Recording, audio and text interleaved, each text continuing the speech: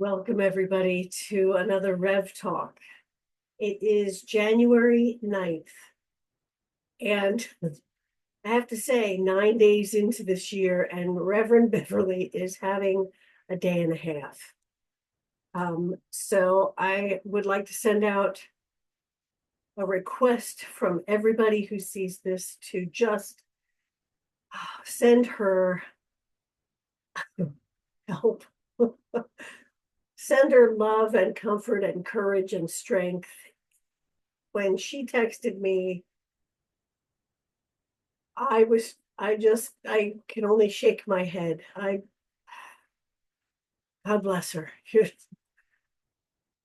Kudos for everything that she does and does it so well with such style and grace. So you've got me today, and we're going to pull a card or two. I'm going to use the Creatures deck because it's one of my favorite decks, if you haven't already known that. At least for the first card. Let's see what we've got for today. Ooh, that one. I think that's a good one. They're all good, right? It's all good and they're all good. Oh my. Okay, so the card is loss. I actually had this card come up for me the other day too. And it was rather profound, having to do with some things from the past that dredged themselves up, and that feeling of loss, things that didn't work out maybe the way you'd hoped they would. That loss of sometimes feeling secure in knowing that, for me, knowing that my past is going to stay in the past. Yeah, not so much. Doesn't quite do that for me. Keeps coming back. It's the gift that keeps on giving. But loss can be any number of things, whatever resonates with you. It does not necessarily mean death. I mean the loss of, a friend or somebody, loss of a car. Of course, for me, the loss of my car gave me a new one, which I'm very, very happy about. So that was a gift, yay me. The loss for me actually had to do an awful lot with my family, with actually the way I perceived things. So the loss for me was kind of twofold. I was losing some of my innocence about my life, and I also lost some of the things that actually I didn't even need to be hanging on to. Things that weren't mine to carry, and I carried them for all these years. So that kind of a loss is a wonderful release as well. And I think there's a release with most loss, whether we see it or not, or whether we choose to see it. So loss, I don't want anybody to think that it's not necessarily a negative card. It's a matter of giving up, maybe like for me, something that I held on to, that I carried all these years, that I didn't even have to carry. It wasn't mine to carry.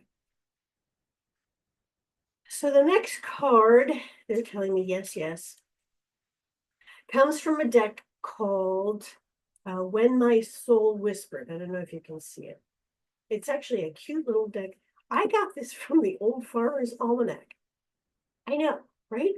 They've got the most amazing gifts on there. And I saw this and it just resonated with me. So I've been using this deck for it's my 3-card draw every day. I draw a card from 3 different decks, and it kind of gives me a story about what to look for throughout the day. So for this one, let's see what we got. Oh, all right. So we'll go with that. Ah, And the card is, I don't know if you can see it, clarity. There we go. Card is clarity.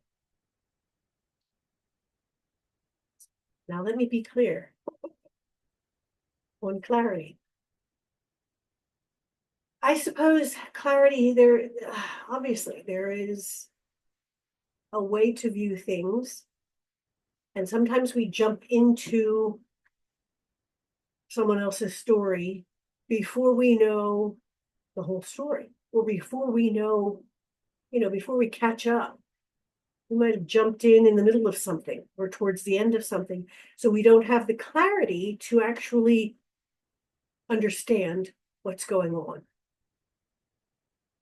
This is where I always find it very good to be able to take a step back, to sit with my angels and my team, and to ask for clarity. What is it I'm supposed to see? That's been happening a lot for me of late. This new year, 9 days in, has been a humdinger so far. It's been a very good 9 days for me, I will say that, only because I am shedding things that I don't need to have with me anymore. And to have the clarity to know that it's not mine to carry. So I'm going to ask everyone to kind of take a deep breath and to be able to just still the mind as much as you can, and to dig deep within yourself and to ask, what I need the clarity for. Is this mine to do? Is this mine to carry? And wait for the answer, because it will come. So with that, my friends, I will leave you with that, and I will thank you again for joining me. Fingers crossed, good vibes out towards Reverend Beverly, that things kind of even themselves out a bit. And thank you for joining me. So I ask you again, as I always do, to be kind to yourself, be gentle with yourself, and to remember that you are unique in all the universe. There will never be another just like you in all of space and time. You are powerful, you are cherished, and you are loved. And without you, the song of the universe would be incomplete. Until next time, my friends, be well.